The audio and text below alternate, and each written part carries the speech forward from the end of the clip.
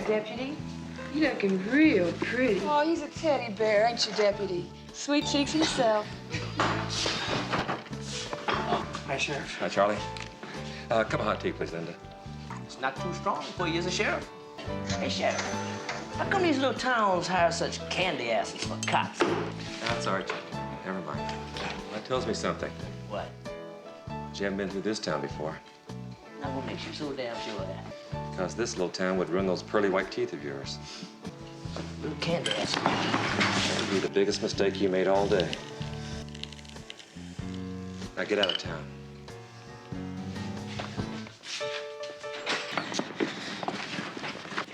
This ain't over yet, sucker. It better be. You wish.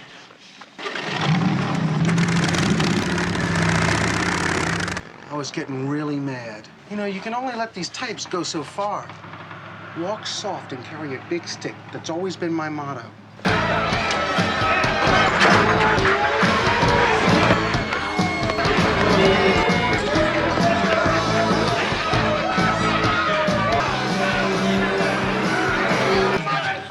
Up against the wall! What? Officer Dumpty. Y'all better get your ass against the bar. You call the police? Not me, boss. Bartender, you call the police? Nobody call the police? You must be a mirage. We'll call Billy for backup.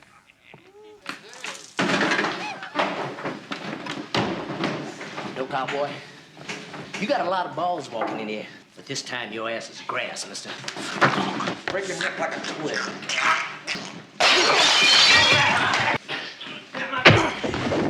Break his damn back.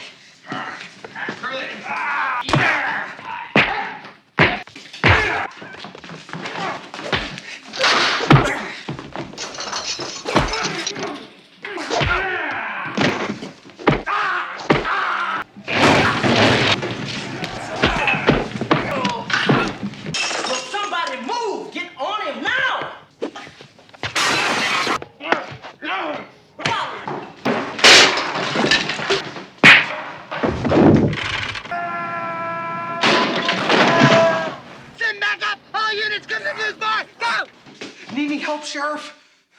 No, everything's under control, Charlie. Should I read them their rights?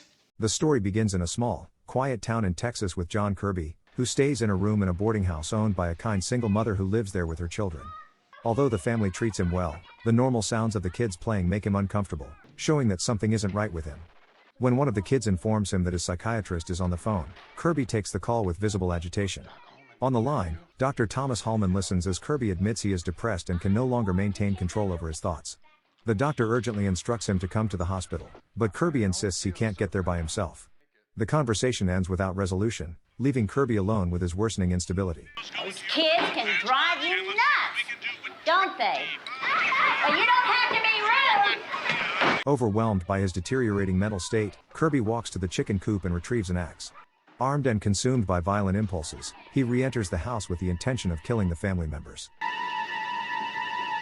Realizing the threat, the woman of the house rushes to her bedroom and locks the door, screaming for help. When another tenant attempts to stop Kirby from breaking in, Kirby strikes him first and kills him instantly. Kirby then forces his way through the bedroom door as the woman cries out to the neighbors. Her pleas are cut short when Kirby murders her, just as the sheriff's cruiser arrives outside. Sheriff Dan Stevens and his deputy, Charlie, respond to the brutal double homicide. Okay, calm down, everybody. Just tell me what you saw, and that's it. Inside the house, as the sheriff instinctively reaches for his weapon, Kirby ambushes him with the axe.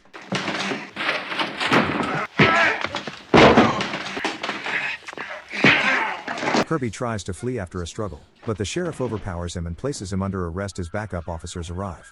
Shortly afterwards, Dr. Hallman reaches the scene and argues that Kirby is mentally ill and requires psychiatric care rather than a jail cell.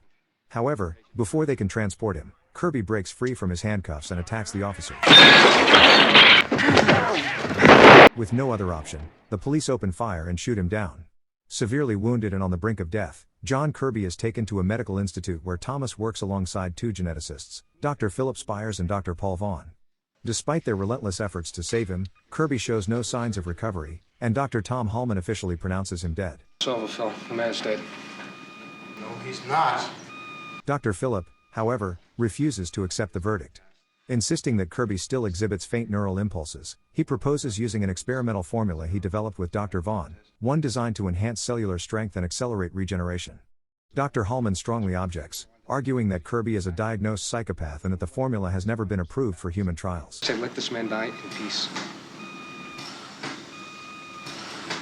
Yeah, you're right. Although Phillip initially acknowledges Hallman's concerns, he ultimately disregards them. Once Hallman leaves, Phillip and Paul secretly administer the serum. Now, we do the right thing. Our formula isn't perfected yet. I mean, we never tested it on a human being before. There's always a first time, isn't there? Meanwhile, Sheriff Dan Stevens and his deputy arrive at the Institute to collect the post-mortem report. As they speak with the medical staff, including Dr. Hallman, they remain completely unaware of the illegal experiment taking place behind closed doors. The serum works, and Kirby is revived, now possessing extraordinary regenerative abilities that make him nearly indestructible.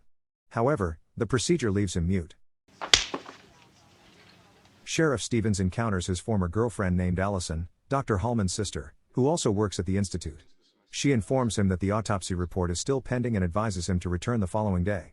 Despite their painful history, the two reconnect and spend the night together. The next morning, Stevens and his deputy stop at a local diner, where a group of rowdy bikers try to mock them. How come these little towns hire such candy asses for cops? That's Sergeant. Never mind. The sheriff remains calm, warning their leader that such behavior will not be tolerated in his town, adding that it could cost them their pretty white teeth. Little candy asses.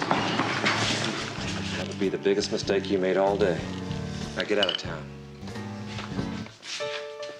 The biker leaves with a threat, vowing revenge for being embarrassed in front of the gang. Soon after, Dr. Hallman discovers that Kirby has been revived using the unauthorized formula.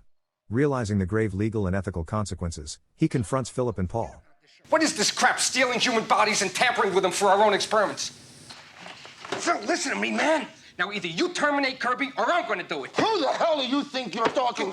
Phillip dismisses his objections, asserts control over the project, and forces Hallman out of the operating room, temporarily suspending him from his duties to continue the experiment. Later, while driving back to the station, Stevens and his deputy notice motorcycles parked outside a local bar.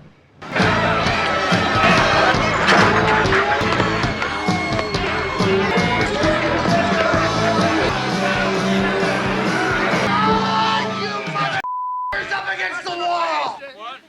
Inside, they find the same biker gang terrorizing the establishment. The owner is tied to a pole with a noose around his neck. Bartender, you call the police? The gang attempts to humiliate the officers, mocking the overweight deputy and even encouraging a woman in their group to expose herself to embarrass him further. You ever seen a pair like that?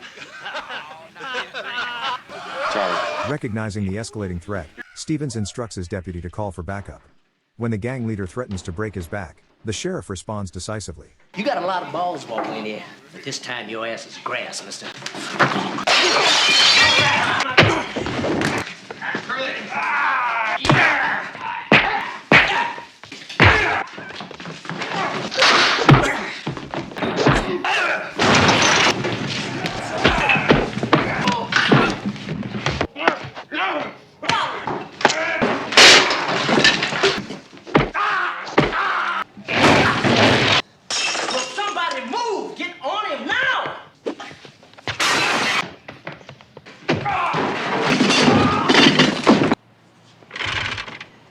And they had tattoos on them. In a swift and disciplined display of martial arts, Stevens single-handedly dismantles the gang, restoring order to the bar. Should I read them their rights? Meanwhile, Kirby escapes from the Institute. Having overheard Hallman earlier suggesting he shouldn't have been allowed to leave, Kirby tracks the psychiatrist to his home. He breaks in, and a violent struggle ensues. Despite being shot multiple times and thrown down a flight of stairs, Kirby's enhanced physiology allows him to survive and kill Hallman. Moments later, Hallman's wife, Nancy, discovers the body and is murdered as well.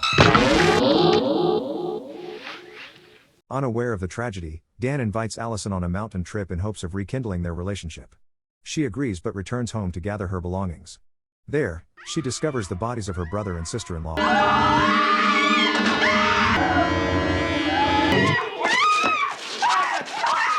My God, what happened? I gotta get out of here. Kirby flees before law enforcement arrives. Dan orders his deputy to escort the shaken Allison to the institute, thinking she can be safe there, not realizing that Kirby had also returned, seeking treatment for his injuries from the very doctors who created him. At the institute, the situation spirals further out of control. Philip briefly leaves to examine samples while Paul attempts to eliminate Kirby by injecting him with acid. Kirby survives the attack and kills Paul during the struggle by stabbing him with a syringe. Philip later finds Paul's body and retreats to his office, where he confronts Kirby. I've been expecting you. I made history. For a moment, Kirby appears responsive as Philip speaks about the success of their experiment. Suddenly, Kirby snaps Philip's neck, killing him. While Dan is at the county coroner's office, Allison and the deputy discover that Kirby has murdered another staff member. Determined to stop him, the deputy attempts to arrest Kirby, but the effort fails. Kirby breaks his back, mortally wounding him. The sheriff returns just in time to find his dying partner and shield Allison from Kirby's attack. Dan shoots Kirby and knocks him through a window, but the mutant revives and nearly overpowers him.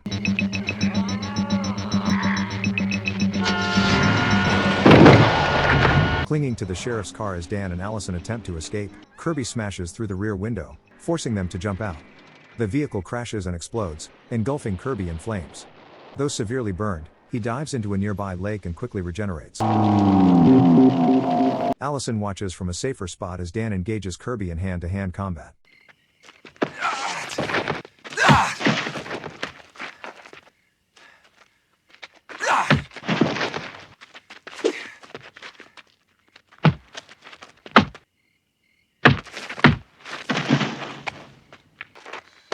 After a brutal exchange, Dan overwhelms Kirby with a series of powerful roundhouse kicks and throws him into a nearby well, seemingly ending the nightmare. Believing the threat is over, Dan and Allison leave together. But deep within the well, Kirby suddenly bursts from the water, alive once again.